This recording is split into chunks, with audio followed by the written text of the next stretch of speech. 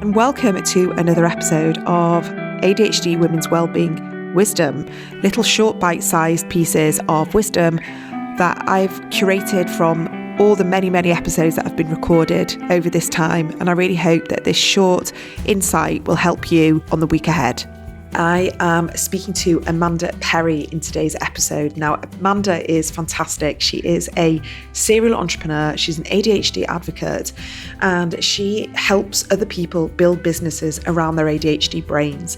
I love this podcast conversation with her back quite a long time ago, but we spoke about a lot of different things that female entrepreneurs, especially with ADHD, are challenged with, and that includes burnout, that includes overworking, finding it difficult to really kind of hone in on clarity or on niche, and making better systems that work for us and our brains despite it not looking correct or right to the neurotypical community.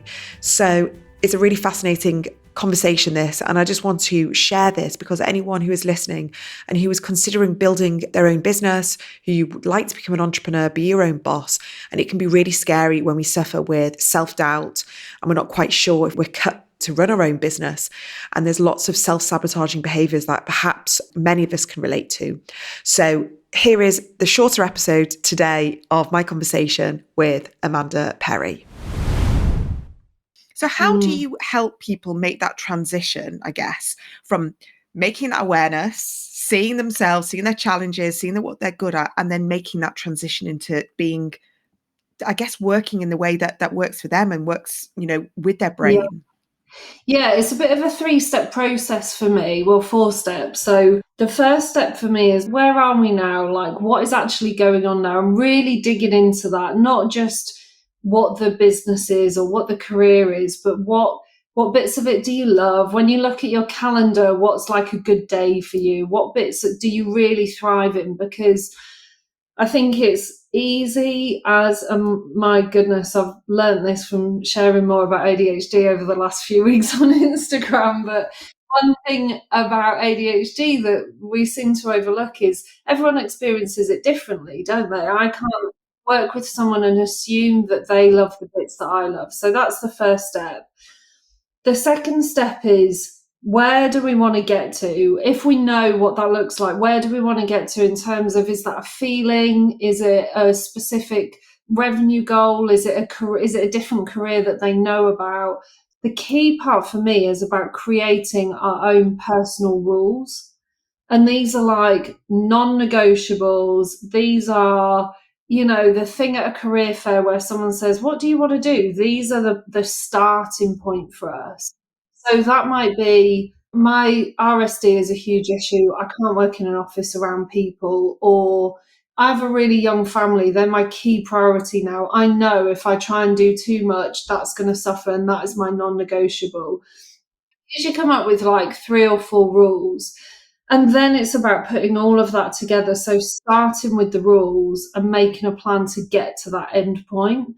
And it might be, I'm very, like I always say, fixed on the destination, flexible on the journey. So know where we're going. And the way we get there isn't fixed. It's about kind of feeling it out along the way. But the key part is the rules, because so many people create this goal and just get themselves into the same situation again. Like, my rules now are working from home, having Friday afternoons off, not having anything in my calendar on a Monday, and just having that time freedom, having the flexibility to still work with people, but not in an environment where I feel stuck and trapped and surrounded by the wrong people. So that's the key for me, is really the rules bit. I think that's the part that people really overlook and and that's where we see the patterns repeating themselves. Yeah. I mean, I love that, because I work in a similar vein, and it's like, unless we know those key values, rules, values, whatever you want to call them, and it doesn't matter, you don't have to start pinpointing, like being super specific. It's just, like you say, flexibility, freedom, space, family, it could be creativity, it could be, very specific working hours. And like you say, if we don't pinpoint the foundations, then it's all just a bit of a free fall. And especially with ADHD, because I believe that the key to success is understanding those foundations.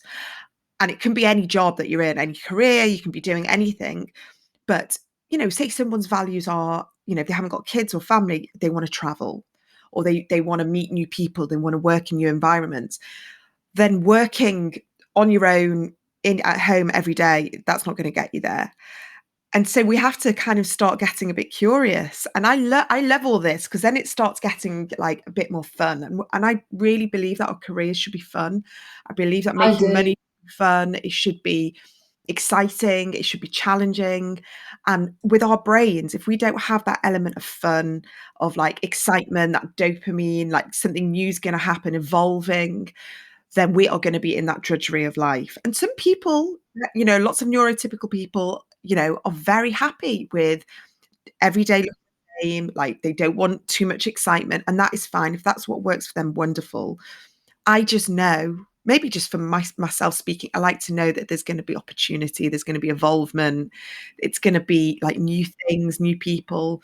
I completely agree. I think one of the things we really overlook in ADHD, and I know this kind of goes over into autistic spectrum as well, is like demand avoidance, which is a huge thing, isn't it? When it comes to the same task, the repetitive schedule every day, as soon as things become a demand and are no longer fun for us, it's like me. I don't know about you, but that's a huge thing for me. It just becomes immediate shutdown, whether I'm the demand, someone else is the demand, my calendar's the demand.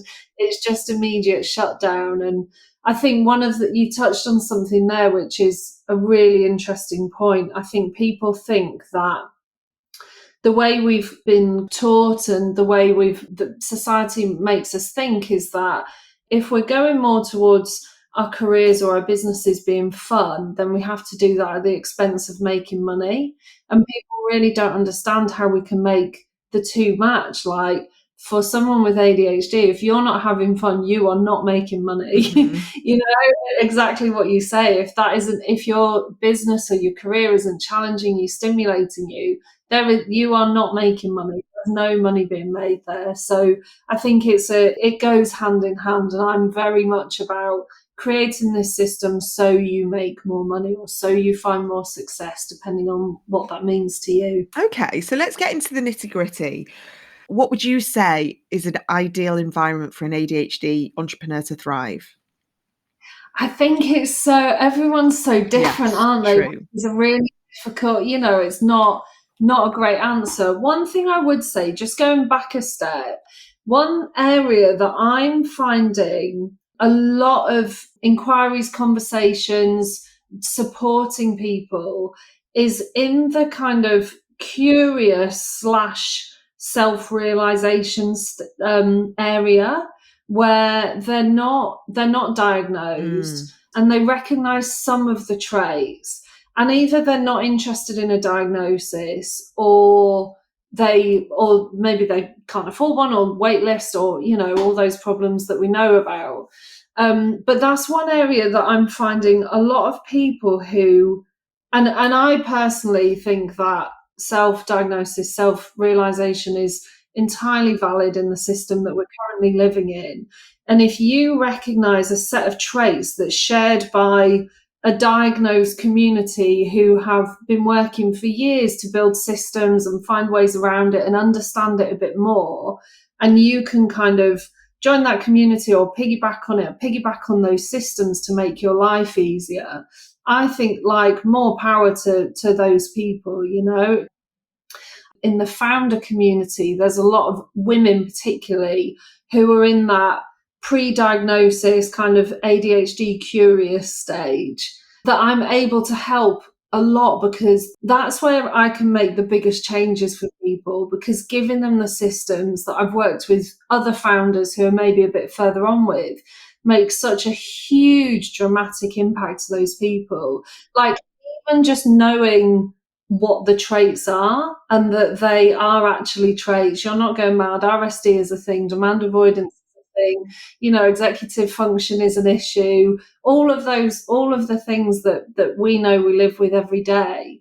That's where I'm able to make real progress with people and see the biggest results. So just implementing, just starting with the foundations, the values, as we've said, it's just understanding that you can create a business in a way that works for you, that still aligns with your purpose and your passions and your financial goals and your, ego driven kind of idea of success at the start of it. And that's where I'm seeing the biggest progress with people, just really starting from those foundation points and building from there. Yeah, I mean, I think another myth that I think people think, if you're going to set up your own business or you're going to be an entrepreneur, that it has to be like really complicated and it's got to be like really big and really scary. But actually, I believe that we are better with simplicity. And I know you're talking about systems, and the word systems, it does something to my body and makes me go shudder, because I just think of like scary, like computer systems and all these systems that I don't understand. But I have implemented specific systems which are very simple to use, which have helped me, a huge amount. And, for me, I have created a bit of a team around me, a part-time team where I've been able to delegate to, because I was trying to do it all. And I was trying to be it all, and I just can't do it anymore. Where would you say, I mean, I'm interested to hear, you're the specialist in this. What would you say in that respect, if you kind of want to start from scratch? And I know we were just talking off camera just before about, anyone can set up a website, anyone can set up a Shopify. It's taking it from that place and moving it forwards to something of a success. Yeah. Where would you start with that? If you have got that idea, but you're kind of thinking, oh my God, now what? Yeah, I think you make a really valid point. Like, simplicity is absolutely key.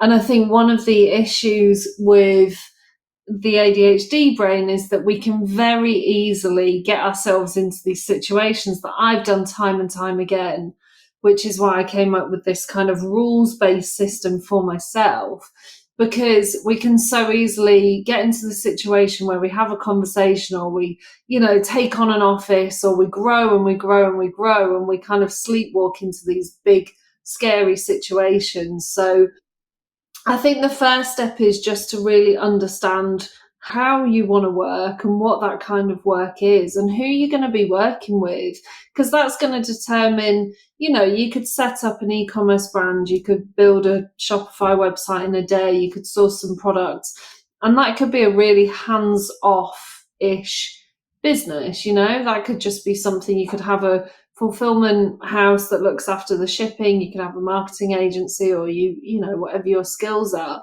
and that could be a fairly hands-off business. A lot of ADHD people I see go into like coaching and those kind of company of one kind of businesses, which I think are really, really powerful. But even in those businesses, as you've said, you've now got a team around you, which some people just, even the delegation part is just almost impossible for people. I find that really difficult. Yeah, so I'm definitely guilty of, I'll just do it myself, it's easier. So fine, where are the mind readers? So I think it's just about really understanding what's going to work for you and having the courage to change as you go along. I think there's this, what's it called? Sunk cost fallacy, isn't there, that we have with business, that we put so much money or time into something that we have to prove to people that it's going to work. Like, it's okay to change. If something's not working for you, if it's not working for you, it's probably not working for the people that you're working with or for, or, your clients. So having that courage to change, I think, is just really important. We're so, whether it's capitalism or patriarchy, whatever we want to blame it on, we're so conditioned, aren't we, to believe that things have to be hard. Like, and I guess this is where I talk about privilege, because I'm very aware that there's people out there working 4 jobs to make ends meet, and I know you can't speak to everyone in every conversation, but for the people who have started businesses and have taken on that responsibility of earning their own income and creating opportunities for others, you owe it to yourself to do that in a way that makes you happy. And that's not idealistic, is it? It might take some work. It might take a bit of, Jesus, I've got myself into this situation and it's hell. How am I going to get into that? That might take a bit of work and a bit of time, but you owe it to yourself to start that process, because life is short, isn't it? And we work a large percentage of the time. It's really, really important to make sure that work is fulfilling. So I hope you enjoyed listening to this shorter episode of the ADHD Women's Wellbeing podcast. I've called it the ADHD Women's Wellbeing Wisdom because I believe there's so much wisdom in the guests that I have on and their insights. So sometimes we just need that little bit of a reminder, and I hope that has helped you today, and look forward to seeing you back on the brand new episode on Thursday. Have a good rest of your week.